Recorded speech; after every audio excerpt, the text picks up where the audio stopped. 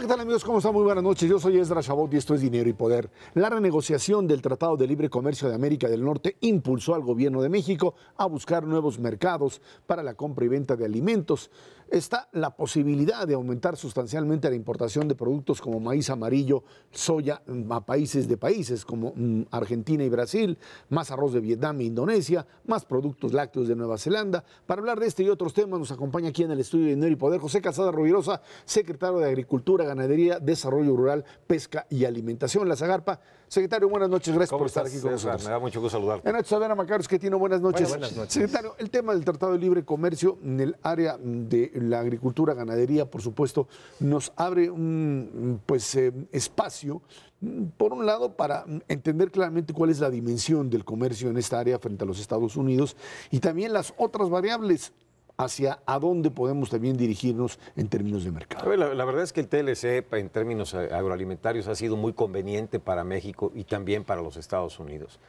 Para dimensionar la potencia que ha tenido el tratado en nuestra producción, en el año 94 exportamos $4,000 millones a Estados Unidos. El año pasado les exportamos cerca de $24,000 millones. Es decir, esa es la dimensión que ha tenido este segmento. Para México es conveniente mantener este acuerdo, pero también para los Estados Unidos, porque somos buenos para vender y somos buenos para comprar. Tenemos un mercado de consumo muy importante en el mundo. Nada más para contextualizar, el valor de la producción agroalimentaria en México es de $94,000 millones. Esto es, estamos hablando de 2016. Exportamos $29,000 millones, importamos aproximadamente $26,000 millones. Tenemos una balanza superavitaria por poco más de $3,000 millones. Así es, con tres cifras, así es como está el campo mexicano. Secretario, el sector agrícola desde el inicio del Tratado de Libre Comercio fue, digamos, de los más protegidos. Se hizo un calendario de desgravación, variando el producto, algunos a 10 años, algunos a 15 años, pero ya llevamos más de 10 años con aranceles cero. ¿Están nuestras empresas listas para competir no solamente con Estados Unidos, sino con cualquier otra parte del mundo? Sí, la verdad es que sí. O sea, cuando entramos al TLC, muchos de los que participaron en las mesas de gobierno y de la iniciativa privada, pues lo que decían era el sector primario va a desaparecer, porque competir con Estados Unidos y Canadá, ellos con mayor inversión, con mayor tecnificación, con una mayor sofisticación con respecto a colocar los productos en los mercados internacionales, el sector agroalimentario en México estaba destinado a morir. Sin embargo, a raíz de esa negociación, el campo en México empezó a invertir más en irrigación, en mecanización, en otras cosas. Y pasamos, que fue algo muy interesante, Ernesto, pasamos de producir volumen a producir valor. Por eso hoy tenemos un campo mexicano que da mejores cifras en los cortes que hace el INEGI del crecimiento de la economía nacional. Pues la gran revelación es el campo mexicano. Nada más en el primer trimestre de este año crecimos al 6.9%. O sea, es impresionante la cifra que estamos teniendo. Eso no quiere decir que todo esté listo, que todo esté arreglado, que estemos ya completamente satisfechos. Hay muchas zonas de pobreza y de marginación, sin duda alguna. Pero los números globales, los números macros del campo mexicano son bastante buenos. Entonces yo creo que sí tenemos las herramientas y los instrumentos en orden para poder seguir compitiendo. Sí ha habido reconversión. Sin duda alguna, pero muy positiva. Estados como Michoacán, que hoy son hortofrutícolas, que son gran ejemplo nacional y mundial. Ejemplos como Guanajuato. Guanajuato está teniendo ahorita una reconversión de granos a productos de mayor valor, como es el caso de berries, de jitomates, de pimiento morrón, de invernaderos, etcétera, van muy bien. Y otros estados, como es el caso de Jalisco, el gran productor de granos de México, o Chihuahua, con el caso de la nuez, ya somos el segundo productor de nuez del mundo. Es decir, estamos yéndonos a productos de valor y eso pues se ve reflejado en las buenas cifras del sector. Y no solo es un tema de valores, también hacer lo que uno puede hacer mejor. Es decir, durante mucho tiempo se nos ocurrió que éramos buenos para el maíz, yo no sé de dónde. Y bueno, hay algunas áreas donde en México se puede sembrar maíz de forma competitiva, pero la mayor parte del territorio no da para eso, y en cambio es cierto. exitosísimo en verduras, en legumbres, Frutos. en frutas, y ahí es donde estamos compitiendo hoy. Ahorita los ejemplos que daba Ezra al inicio de donde podríamos abrir nuevos mercados para comprar, tienen que ver con cereales como maíz o soya o arroz, o tienen que ver con los lácteos, donde también México pues no es uno de los productores más grandes del mundo, y sí consumimos pollo y huevo, somos Sí. un país extraordinario. En la pesca, que también le toca a usted, ahí sí nos hemos pues tardado muchísimo en avanzar. ¿Allá hay alguna idea de cómo pues poder aprovechar más los litorales tan grandes que tenemos? Pues, sin duda alguna, pero déjame regresarme tantito al tema del maíz, nada más para darle la dimensión y el contexto. En México tenemos 22 millones de hectáreas sembradas, de un universo posible de 26 millones. Digamos, ese es nuestro universo máximo. En los Estados Unidos hay 120 millones de hectáreas sembradas. Solamente el 11% del territorio nacional es aprovechable para la agricultura. En Estados Unidos es el 30%. Y tienen un río grandototote. Un río, y por ejemplo, los grandes sembradíos de maíz en los Estados Unidos es en los estados del centro norte. Y prácticamente todas las siembras son de temporal. Aquí donde somos altamente competitivos para el maíz, todas son de riego. Digamos, en Sinaloa el 85% de las tierras son de riego. Es decir, para nosotros es más caro producir en un territorio más pequeño. Y aún así somos competitivos con el maíz blanco. Competir con el maíz amarillo pues es bien complicado, o sea, por las cifras que estaba yo dando en este momento. Entonces, muchos de los productores se han orientado hacia las hortalizas y hacia la pesca, y hacia los frutos. En cuanto a la pesca, tenemos mejores cifras, es decir, cada año crece la pesca en aproximadamente 4% su producción, es decir, por encima de la media nacional, pero hay que reconocer que los mares en el mundo están topados por la ciencia, es decir, tú no puedes pescar más que lo que los científicos te dicen que pesques, porque entonces empiezas a depredar el producto, la especie. Y lo que estamos haciendo es empezar a invertir cada vez mucho más en acuacultura. Somos un país importante en acuacultura, tenemos 120,000 hectáreas de acuacultura, es increíble. A ver, es lo que, digamos, la porción, lo que mide la Ciudad de México, es lo que tenemos de acuacultura en todo el país, 120,000 hectáreas, es muchísimo, sobre todo de camarón y de tilapia, son los dos. Está saliendo muy buena. Sí, y mucho mejor calidad que la que estamos importando, man. Que es la mojarra. Sí. Nada más un dato que a lo mejor conviene que el auditorio lo tenga más claro, porque fue la discusión desde el inicio del tratado y vale la pena insistir en ello, acerca del maíz.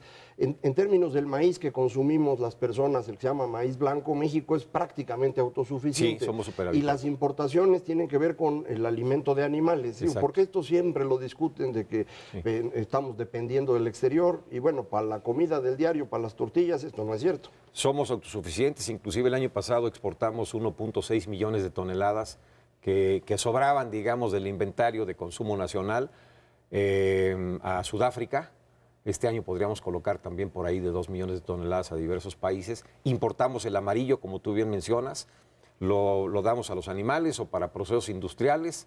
Y algo bien interesante que yo platicaba el otro día con Ezra, es importamos el maíz amarillo, se lo damos de comer a los animales, sobre todo los toros de engorda, y luego le exportamos a Estados Unidos la carne. Es decir, importamos bienes intermedios y les exportamos bienes de consumo. Eso es valor agregado. Claro, Eso es valor agregado, es sí. muy bueno. Y ojalá produjéramos todo lo que consumimos, pero pues ningún país del mundo lo logra. Secretario, zonas económicas especiales. Sabemos que ahí está concentrada pues, el 80% de la pobreza del país, pero vienen nuevos proyectos que pues, en su mayor parte tienen que ver con este sector agroindustrial, agropecuario. ¿Qué tipo de infraestructura hay que meterle para empezar a detonar más desarrollo en esas zonas? A ver, el nombre del juego, Ernesto, es generación de empleo. O sea, yo he ido mucho a Guerrero, Oaxaca, Chiapas, una parte de Puebla, etcétera, y necesitamos llevar empresas, animar empresarios para que se instalen ahí. Por ejemplo, en varios lugares, Chiapas, ¿qué está haciendo la Secretaría? Estamos platicando con empresarios para que vayan a invertir allá, van a tener una condición fiscal preferencial. La propia Secretaría de Agricultura estamos invirtiendo en agroparques, como es el caso de Oaxaca, y decirle al empresario, a ver, aquí está toda la infraestructura, lo único que necesito es que te instales y que generes riqueza, que generes empleo. Y esto te va a otorgar el gobierno federal y las leyes mexicanas en cuanto al tratamiento fiscal. La verdad es que es una cuestión muy conveniente. Sí. Tenemos que dar más información para que quede claro qué son estas zonas económicas preferentes o especiales y para animar a los empresarios a ir a esos lugares. Por ejemplo, en Puerto Chiapas ya tenemos un agroparque en el que se ha invertido una cantidad muy importante de recursos federales para que lleguen las empresas y a partir de mañana empiecen a producir. ¿Será suficiente para detonar el desarrollo? Yo creo que es un buen principio. Yo creo que es una muy buena idea que llevó varios años madurarla y luego procesarla ante las cámaras, pero me parece que es una muy buena idea que va a rendir frutos muy rápido y para mucho tiempo. O sea, a la gente le va a ir bien. Estoy plenamente convencido. Sobre esto mismo que comenta Ernesto, la mayor parte de los éxitos que tenemos también en cuestión agropecuaria están del paralelo 27,5 para arriba. De ahí para abajo las cosas no están funcionando, por eso la idea de las zonas económicas especiales, pero también en agricultura, también en el sector primario, toda esta región del sur no se ha movido a la misma velocidad, no hemos desarrollado estos nuevos cultivos de frutas, verduras y legumbres de forma tan exitosa, por ejemplo, en el sur. Chiapas, que es un lugar de gran producción de café, sigue siendo de café, y uno depender de los precios internacionales de estas cosas luego no es tan buena idea. ¿Alguna idea que estén ahorita pensando acerca de estas cosas? Por ejemplo, Chiapas, ganado de engorda. Nos traemos ganado de engorda. Grandes productores de ganado son países de Centro y Sudamérica. Ahí la producción de ganado en Chiapas es muy importante, no solamente Chiapas, pero va a ser un centro de mayor importancia en cuanto a la producción de carne bovino. Estamos invirtiendo cantidades importantes, bueno, nosotros motivamos, ayudamos, pero son los inversionistas privados para la palma de aceite, para Chiapas, muy importante, coco. Coco es una locura en cuanto a precios y utilidades, entonces tenemos que llevar a los inversionistas que vean la oportunidad. Por ejemplo, estamos platicando con empresas holandesas para que inviertan en flor. A ver, los holandeses son de los campeones en materia de producción de flor del mundo y el clima no se podría comparar con el clima que tiene México. Bueno, pues tenemos que salir a traer inversionistas y decirles, señores, aquí tendrían un rendimiento mayor, una utilidad mayor, generaríamos empleo, y es precisamente lo que estamos haciendo en estas zonas económicas, ver cuáles son las características de la tierra y cuál es el potencial que tenemos para que la gente llegue ahí a invertir. ¿Está funcionando la reforma financiera para el campo, secretario? Sin duda alguna. ¿Sí están prestando lana? El año pasado se prestaron cerca de 300,000 millones de pesos. O sea, ya tenemos bancos que funcionan como bancos. Bancos de desarrollo, digamos la banca de desarrollo financiera, sí. Más o menos 300,000 millones de pesos prestó el año pasado. Lo que queremos es motivar más a la banca privada. Ya casi todos los bancos privados tienen un apartado agropecuario que se había desaparecido en años anteriores para que presten más, porque, a ver, en los países altamente productivos en lo agropecuario, más o menos la banca privada presta el 70% y la banca de desarrollo, es decir, la banca gubernamental el 30%. Aquí es completamente al revés, el gobierno presta el 70% o más y la banca privada se hace cargo del 20% restante, y eso no es lo más adecuado. Pero tenemos que llevarlos en esta dirección y mostrarles que muchos productos que se producen hoy en el campo mexicano son altamente rentables y competitivos a nivel internacional.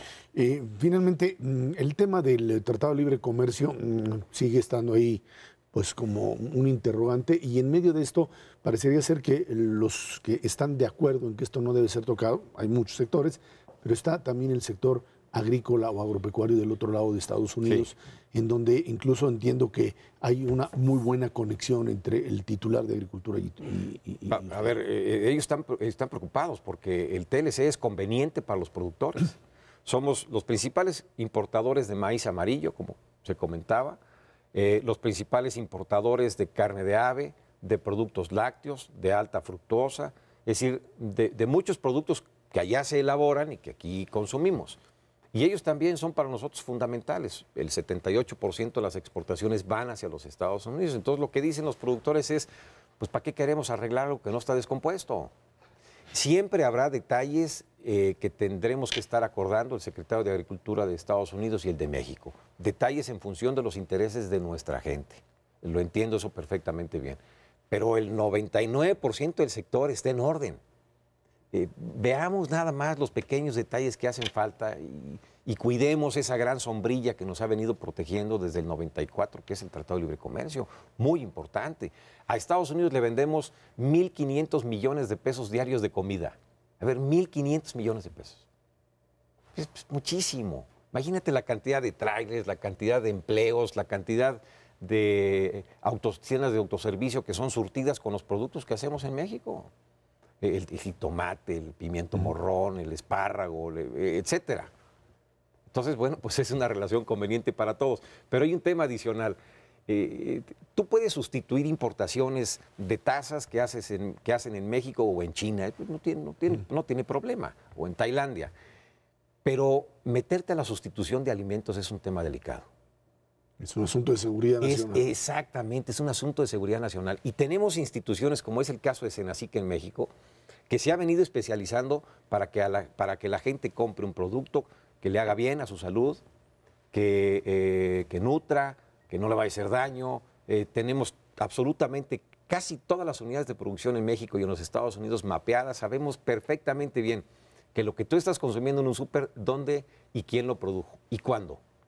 Entonces, hay que cuidar eso. ¿Para qué le movemos exactamente? José Casada, secretario de Agricultura, muchísimas gracias por estar aquí con nosotros. Al contrario, Ezra, muchas gracias. Vámonos a una pausa. Esto es Dinero y Poder.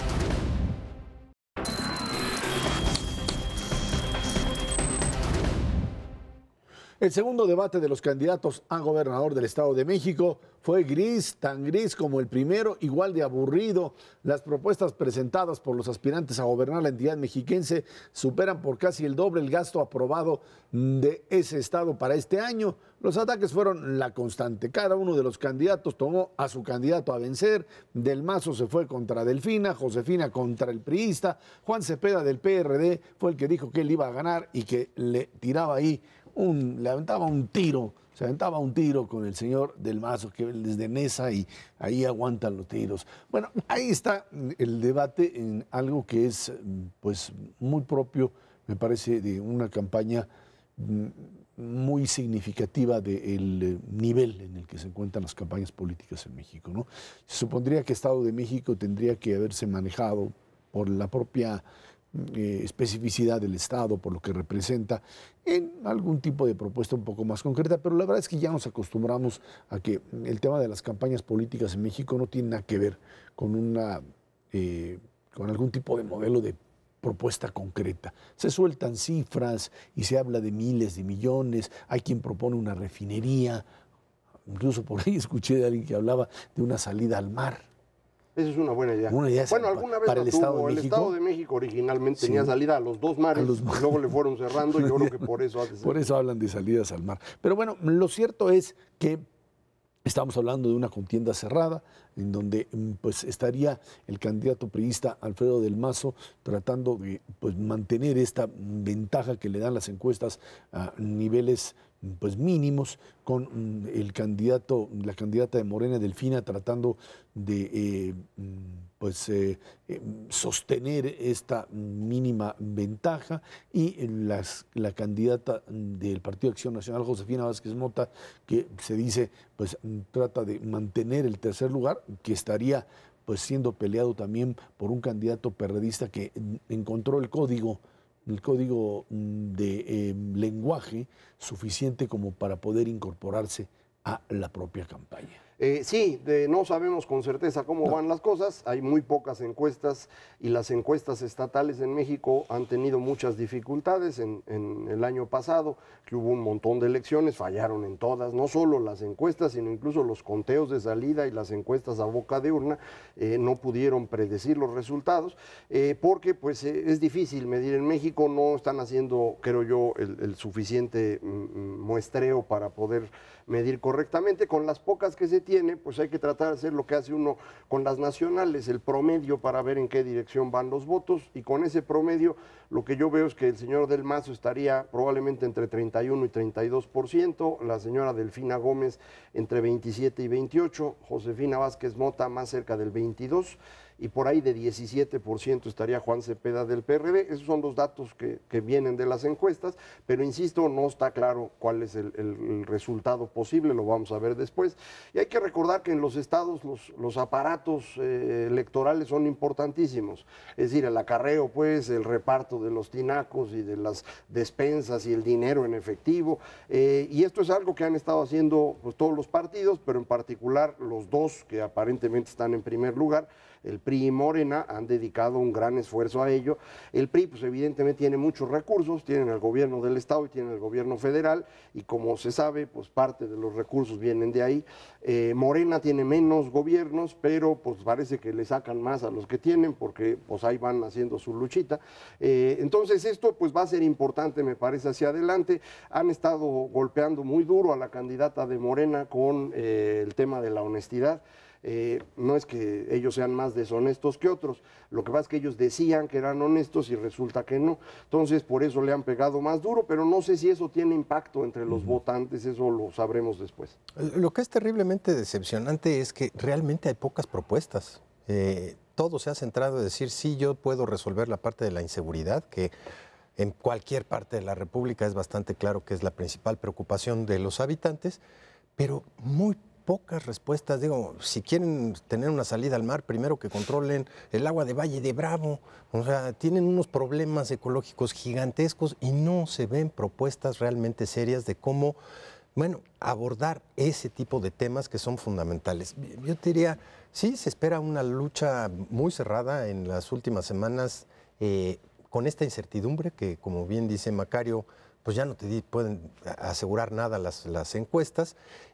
Lo que sí podemos asegurar es que va a haber un conflicto postelectoral, no importa quién gane, y que va a tener dimensiones y repercusiones sobre la del 2018. No me refiero a la extensión, sino al posible adelantamiento de los candidatos para la siguiente elección, porque bajo esas condiciones tienen que empezar a trabajar ya.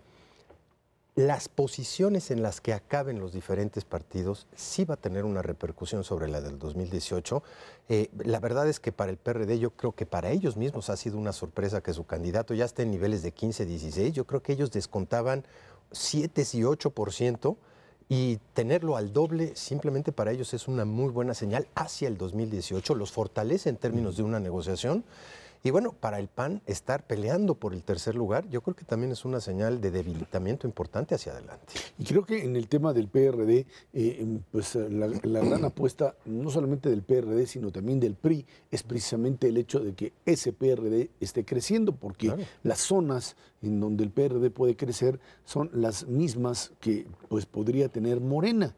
Hay quien dice, creo que Macario tiene esta tesis, que realmente, en realidad, lo que Morena ha logrado atraer ha sido votos de priistas y no de perredistas. Aunque la verdad es que también hay que entrar en el análisis en donde hay varios de lo que son municipios de la zona oriente que eran prácticamente controlados por el PRD, que terminaron siendo absorbidos por Morena y en donde hoy ya hay zonas que han venido recuperando los sectores perredistas. Y yo no sé si la eventual caída o el hecho de que no siga ascendiendo Morena esté ligado también al hecho de que Cepeda haya logrado consolidar un poder en esas zonas, lo que esperaban los morenistas, digamos, López Obradoristas, que el PRD se desfondara y con ese peso, con esa fuerza, pudieran superar. Sí, ¿no? Yo creo que efectivamente eso es lo que esperaba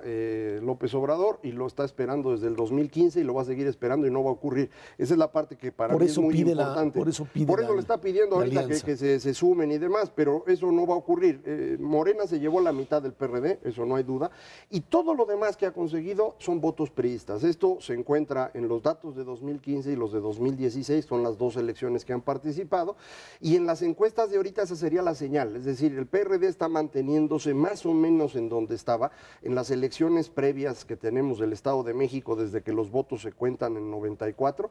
La izquierda en su conjunto rondaba los 22, 23 puntos. Una parte de eso, sin duda, se la iba a llevar Morena y la otra parte se queda con el PRD. El gran cambio es el PRI.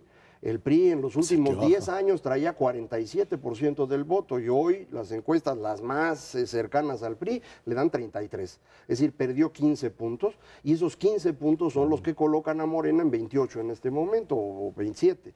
Esto es clave. También confirmando esta información, lo que decía ahorita Ernesto del PAN, el PAN realmente no cae. El PAN está recuperándose de los niveles que traían los últimos 10 años. Lo que ocurre es que ellos esperaban cosechar del PRI. Y no, el voto priista se está moviendo hacia Morena, aparentemente, según, insisto, las encuestas. La gran duda es qué va a pasar en Ecatepec. Sí.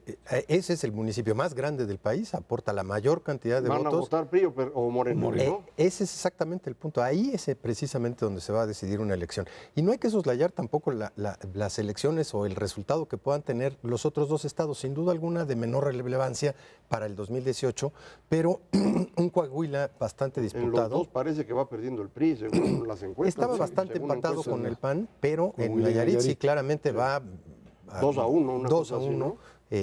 A favor del PAN. Entonces, pues no es lo mismo perder las tres que ganar una por ahí en el Inter. Sin duda alguna también van a tener un impacto, inclusive para el propio PAN, de decir, bueno, pues sí, perdimos el Estado de México, a lo mejor en un tercer lugar, pero seguimos teniendo una posición importante en el norte. Y para esto, el PRI lo mismo. Claro, y esto estaría ligado también a la lucha interna dentro de los partidos, ¿no? Ricardo Anaya tratando de posicionarse en Acción Nacional, dependiendo el tipo de resultado que obtenga, sabrá qué es lo que recibe o no, lo que podría él proyectar después del 4 de junio, si avanza hacia su candidatura o tendría que replegarse para empezar a competir con Margarita Zavala y Moreno Valle, eso para el tema de Acción Nacional.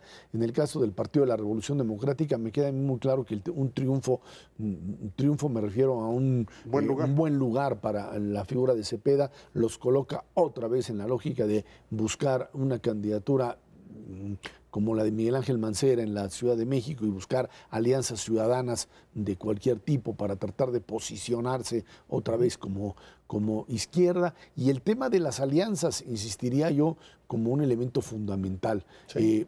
Para el Partido Acción Nacional, para el PRD, la idea de buscar alianzas de facto, o sea, no abiertas, que puedan resultar muy difíciles de procesar, pero en la realidad sabiendo que separados no pueden ganar, y ahí está la demostración, bueno, pues vuelve otra vez a plantearse como una realidad frente a un López Obrador que se le pasó el tiempo de las alianzas, se le fue el tren y ahora tendrá que ir solo en el 2018. Y aquí es algo que creo que vale la pena mencionar, no es únicamente quién gana y quién pierde, es también más o menos en dónde se ubican. Correcto. Si la candidata de Morena queda en 28, López Obrador no ganó nada.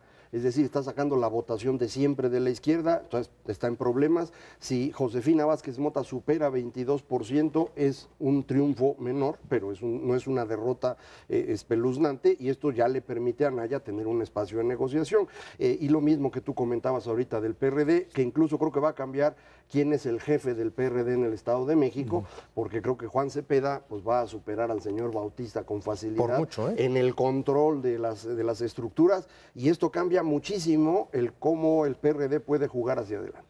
Bueno, vámonos a una pausa y de regreso platicamos con usted sobre el tema, el robo de combustibles, los llamados huachicoleros y la violencia que se ha venido incrementando en toda esta zona del Triángulo Rojo. Esto es Dinero y Poder.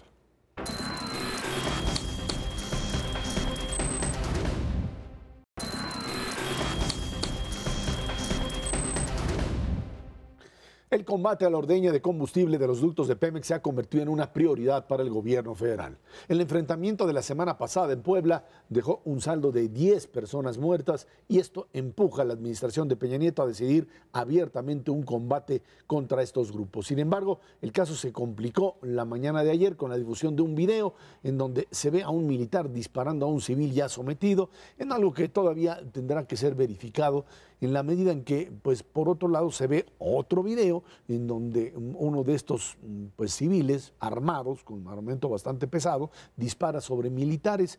Habría que ver pues, de dónde son las tomas, quiénes las manejan, porque pues estas zonas, y esto creo que es todavía lo más grave del asunto, son zonas que terminan siendo controlados por estos grupos del crimen organizado, que tienen además población que vive de este tipo de actividad y que por lo tanto la considera una actividad legítima, asume que ese petróleo, que ese combustible es suyo y que además ahora se maneja esta extracción, este famoso huachicoleo, que es esta extracción de pues, el combustible como tal, de una manera mucho más refinada que lo que hacían en otro momento y que generaba un montón de accidentes graves, de andar picando ductos. Ahora tienen hasta tecnología de punta para hacer esto en una zona entre Puebla y Veracruz, en donde otra vez vemos a un crimen organizado trabajando efectivamente y ahora con capacidad de enfrentar al ejército. Otra vez el ejército mexicano metido en medio de este combate al crimen organizado sin un aparato jurídico legal que le defina límites, ¿no? Sí, primera cosa que vale la pena aclarar es el robo de combustible picando ductos y demás, es algo que se tiene documentado al menos desde 2003. Es una cosa que ha venido creciendo. Lo segundo importante es el crimen organizado es crimen organizado, no es narcotráfico. Esa es una cosa que no hemos querido entender. Estos señores se organizan para obtener recursos extrayéndoselos a los demás y lo van a hacer en donde sea negocio. Por eso, cuando el narcotráfico se les complica, se dedican al tráfico de personas, se dedican a robar combustible, al secuestro, a la extorsión, etcétera. Tercero, el asunto de estos videos, aparentemente son videos tomados de cámaras de seguridad instaladas en un cierto lugar, un edificio, una casa, etcétera. Estas cámaras toman distintas partes, ocurre una emboscada al ejército mexicano. En esta emboscada, una de las personas que detienen y tiran al piso se levanta, saca una pistola y mata a un militar. Cuando se ve la toma de otro lado es donde uno de los civiles que bajaron de una BMW blindada y que traía chaleco de seguridad, es decir, de antibalas, es sometido, lo colocan en un lugar y posteriormente llega un militar y le dispara y lo mata ahí. Hay que estudiar esto, ¿no? Yo creo que hay que analizarlo, el ejército no puede hacer eso, pero me parece que en el contexto de lo que ocurre hay varias explicaciones factibles que vale la pena también considerar. Yo creo que debemos ya tomarnos en serio este asunto. No tenemos la legislación para que el ejército participe en esto. El ejército no puede funcionar bien como policía. Ellos están entrenados para lo que están haciendo, que es disparar. Y si queremos resolver el problema, pues hay que empezar a fijarnos en serio quién permite esto. Uno no puede estar sacando de los ductos así nomás, que hay intervención interna en Pemex. El caso de 2003 estuvo asociado al sindicato, no sé si ahora esto siga ocurriendo o no, pero debe haber personas en Pemex que son las que les avisan con tiempo qué combustible está fluyendo por el ducto, porque son ductos polivalentes. Entonces, pues creo que hay que analizar las cosas con más amplitud. Va a tener problemas el gobernador de Puebla actual y el que se fue, que además quiere ser candidato presidencial. Vamos tomándonos en serio esto, porque en serio se nos está derrumbando la capacidad del Estado para controlar la vida en común de los mexicanos. Dos puntos. El primero es, técnicamente, es perfectamente viable saber en dónde se está extrayendo petróleo. Se está extrayendo gasolina o se está extrayendo de los ductos de Pemex. Eso se hace en muchísimas partes del mundo y puedes tener una vigilancia perfecta a lo largo de toda una tubería, por más larga que sea esta. Si no se combate y se tiene esa información, pues implica que algo se está solapando, ya sea la actividad criminal o que haya algún tipo de contubernio o entre autoridades o entre sindicato. Hay mucha gente involucrada. Y número dos, esto verdaderamente crece de manera significativa cuando aumenta el precio de la gasolina, porque se hace un negocio increíblemente rentable. Cuando el precio de la gasolina estaba a 13 y le das un guamazo y se va a 17, pues el margen de ganancia que tienes robándote ese tipo de combustible se hace mucho mayor y entonces invitas a más grupos del crimen organizado, si está permitido en este país, a que le entren a ese negocio. Entonces hay que actuar en muchísimos frentes, desde los incentivos económicos hasta utilizar evidentemente la parte tecnológica que está disponible ya a nivel internacional. Si no se quiere hacer, hay razones mucho más profundas para que este sea el caso. Pero aquí vale la pena agregar un elemento. Sí es cierto que hay un mayor margen y por lo tanto es más negocio dedicarse a este crimen. Pero esto implica también una población dispuesta, por un lado, a cuidar a los delincuentes y por otro lado, a comprar el combustible robado sin mayor problema. Es decir, no les parece un delito, les parece algo normal, que no, Pemex era de los mexicanos y el petróleo también, pues vámonos repartiendo, ¿no? Esta, yo le he llamado flexibilidad moral que estamos construyendo los mexicanos, es un problemón. Es decir, en los pueblos del norte de México y ahora también en Guerrero, la gente cree que esto de estar sembrando amapola o marihuana, pues no está mal, y usarla para llevarla a Estados Unidos no tiene problema, pues te permite ganarte la vida. Hay una legitimación finalmente de la actividad ilegal, claro, ¿no? Ilícita, bajo el principio, en este caso, del mito de que, bueno, pues el petróleo es propiedad de la nación y la nación soy yo, y por lo tanto tengo el derecho a tomarlo. Y por otro lado, pues sí, lo que sí sorprende enormemente es el tipo de armamento con el que se presentan. O sea, estás hablando no de pues un grupo de pistoleros que decidieron robarse una zona, un área de petróleo y picar y llevarse, sino estás hablando de una industria del crimen en donde otra vez, como decía Macario, el tema está no solamente en petróleos mexicanos, sino en las autoridades locales que protegen a este tipo de delincuentes. No sé si sean las poblanas, las de Veracruz que están en la zona, no sé si sean pues gobiernos de los estados o municipales, pero lo cierto es que otra vez volvemos a repetir el mismo esquema que hemos visto a lo largo y ancho del país en todo lo que tiene que ver con crimen organizado, una asociación entre el poder político y el poder de los criminales. Y mientras no volvamos a encontrar un mecanismo para amarrarle las manos a gobernadores, que en la mayoría de los casos, cuando aparecen todos estos excesos de los gobernadores robándose dinero, es porque están, además de sus negocios particulares, asociados a crimen organizado para poder protegerse. Dato interesante al respecto, los mapas de dónde van los ductos de Pemex eran un secreto. El IFAI pidió acceso porque alguien lo pidió y el Pemex le dijo que no, porque era seguridad nacional. Sin embargo, la CONAGO, la Conferencia Nacional de Gobernadores, exigió a Pemex que le diera la información y Pemex tuvo que dársela. Y el presidente de la CONAGO en ese momento era el gobernador de Puebla, Mario Marín, que ya no es gobernador, lo era en ese momento, y él recibió esa información que me imagino repartió a otros gobernadores. Este es un dato que creo que es importante, lo publicó Héctor de Mauleón, y creo que vale la pena darle seguimiento a esto. Como tú bien dices, si no hay connivencia de autoridades, es muy difícil que el crimen organizado funcione. Entonces, pues hay una línea que vale la pena analizar, ¿no? Todo combinado además con tecnología de punta, que el crimen organizado sí usa. Claro. Sabe usar y sabe explotar para sí mismo, para sus propios intereses. Por ejemplo, las grabaciones. Estas grabaciones que estamos viendo, estamos platicando, estos videos son filtrados por ellos. Entonces ellos están decidiendo la agenda sobre la cual estamos discutiendo lo demás. Evidentemente ellos ponen el lugar donde mata al civil. No sabemos qué más hay. No sabemos exactamente por qué lo están filtrando. A mí sí me preocupa un poco la reacción de una cantidad importante de personas que por alguna razón le tienen odio al ejército mexicano y en consecuencia cualquier cosa que hace es inmediatamente el problema y todo lo demás se borra. Yo sí creo que la ejecución de esta persona es un delito, es un homicidio y hay que analizarlo como tal, pero de ahí deslegitimar todo el funcionamiento del ejército es un problema mayor que a veces no consideran. Creo que muchos de ellos vienen de una imaginación de cómo era, no México siquiera, Sudamérica en los años 70, y piensan que estamos frente a eso. Es otra cosa totalmente distinta. El enemigo es el crimen organizado.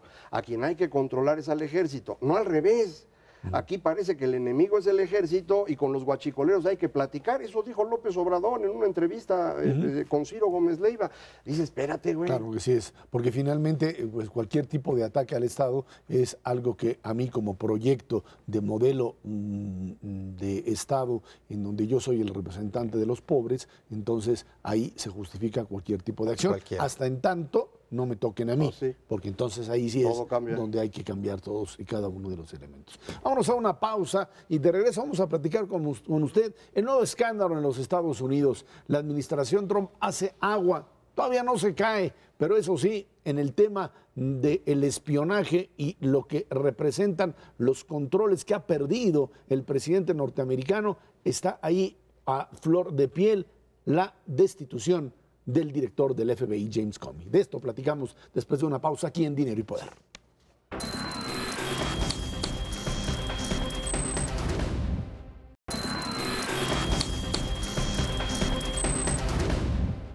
De manera sorpresiva, el presidente de los Estados Unidos, Donald Trump, destituyó a James Comey como director del FBI. El argumento dice que pues, el señor no estaba haciendo su trabajo sobre la investigación del caso de los emails, de los correos electrónicos de la señora Clinton cuando fue secretaria de Estado. El caso pone en riesgo a la Casa Blanca, pues muchos políticos norteamericanos, incluidos los republicanos, no aceptan la destitución de Comey. Verdaderamente un caso pues propio, hoy decía alguien, le pedimos al señor Trump que se viera presidenciable, pero no nos referíamos a que se viera como Nixon, como el presidencial y como el señor Nixon, va en la misma línea o en una línea similar, cuando pues de lo que se trata es de tratar de esconder información. Si el tema Rusia, que parecería ser que es el tema central, no el de los correos electrónicos de la señora Clinton, que además pues ahí están y los pueden seguir investigando. El tema aquí es muy, muy claro, es que el señor Comey, que definitivamente es un hombre que debió haber sido, dicen, cesado el primer día de la propia de la administración Trump, debió haber sido cesado bajo el principio de que el hombre había cometido pues lo que no se debe hacer. Un director del FBI no puede estarse parando cada determinado tiempo a decir, yo creo que tengo información, me parece que esto es algo que se presenta ante las autoridades que se tienen que presentar y punto. Y el señor estuvo interviniendo en política. Por eso es que tanto demócratas como republicanos, o el señor Trump en un momento, pues lo atacaba y los demócratas también. Pero lo sostiene, lo mantiene y habla muy bien de él, el señor Trump, y en medio de esto, pues resulta que echa a andar, por alguna razón, toda la investigación sobre Rusia, y en los últimos días no solamente eso, sino que acelera la investigación, pide recursos extraordinarios para mantenerla, y ahí es donde finalmente lo cesan. Y a partir de esto queda claro que pues el agua estaba llegando demasiado alto. Ya habían pues descubierto desde hace tiempo a su primer jefe de campaña, Paul Manafort, y después pues a quien había nombrado director de Seguridad Nacional, el señor Flynn, y a partir de esto el hilo iba llegando hasta la figura de Trump y lo trata de cortar, me parece ya en un momento demasiado tardío, y entonces la bomba está estallando y sigue avanzando la destrucción de una presidencia como la del señor Trump.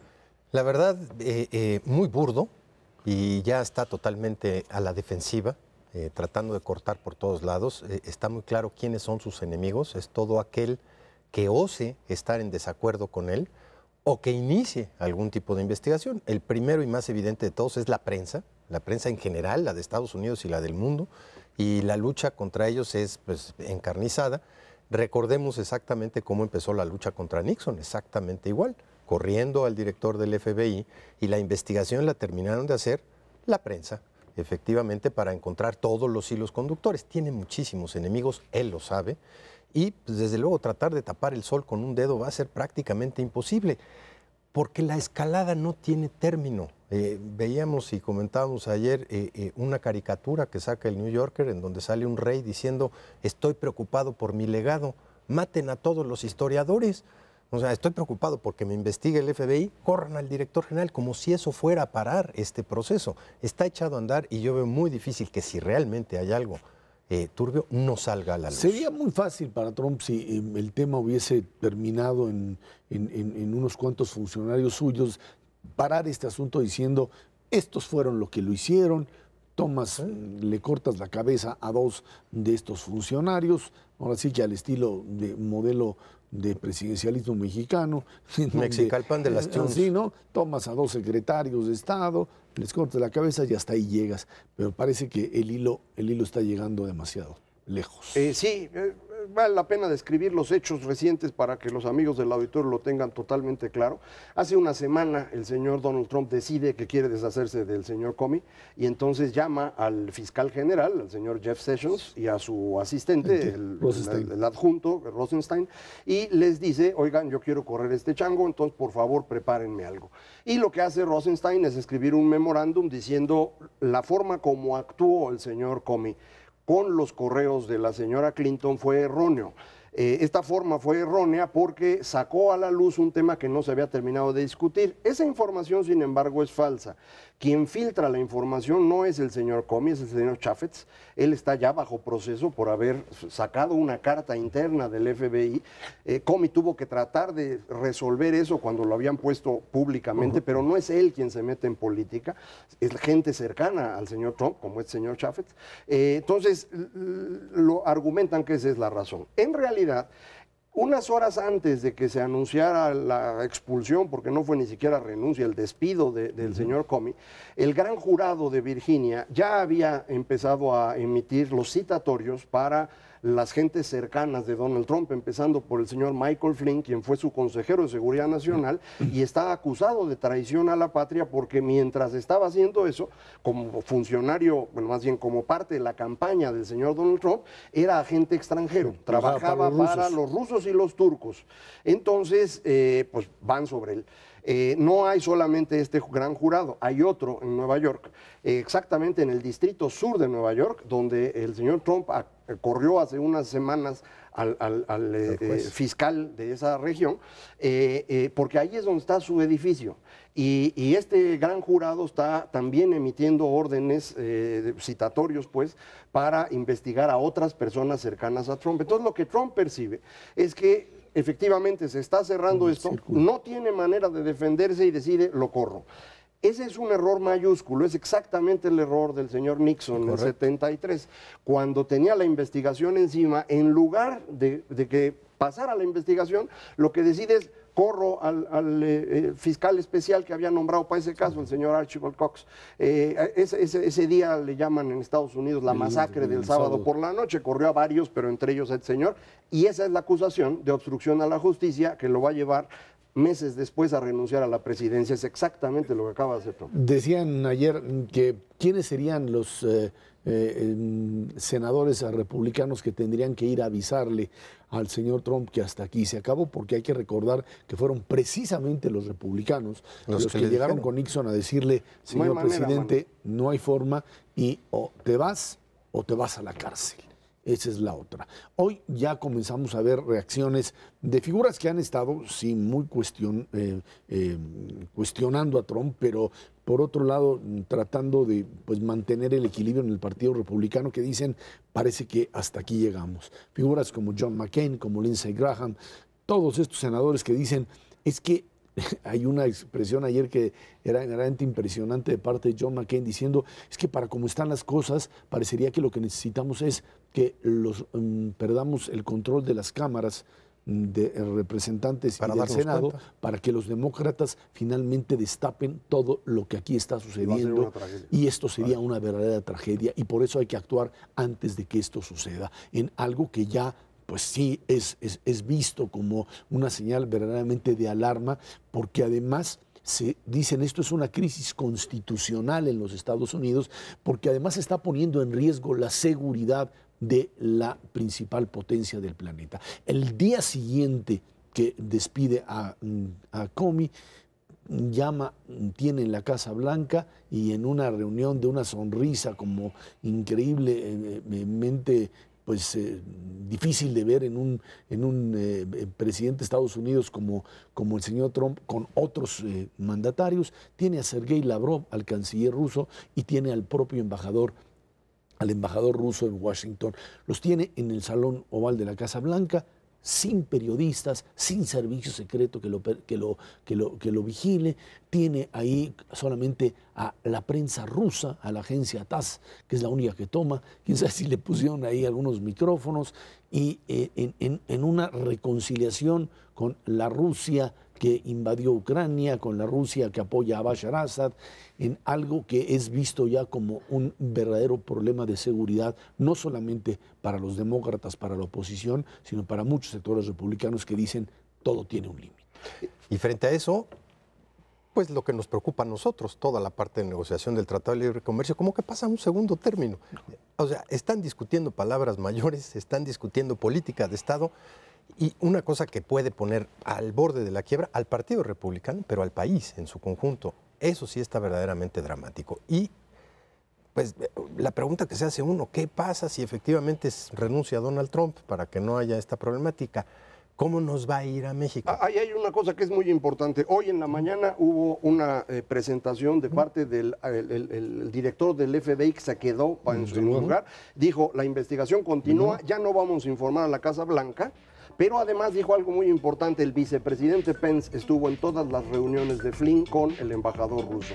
Así que los que se van no es solamente el presidente Trump, sino que se puede ir el vicepresidente Pence, que es lo mismo que pasó en 74, y por eso llegó Gerald Ford, que era senador, no era el vicepresidente. Así que está sabrosísimo. Muy probable. Elvira Macarios, que tiene muchas gracias. Gracias a usted que nos ve y nos escucha aquí en Canal 11 todos los jueves a las 10 de la noche. Dinero y Poder. Estamos en la Radio Noticias MBS en el 102.5 del FM de lunes a viernes de 5 a 7 de la noche. Por nuestra parte, muchísimas gracias y muy buenas noches.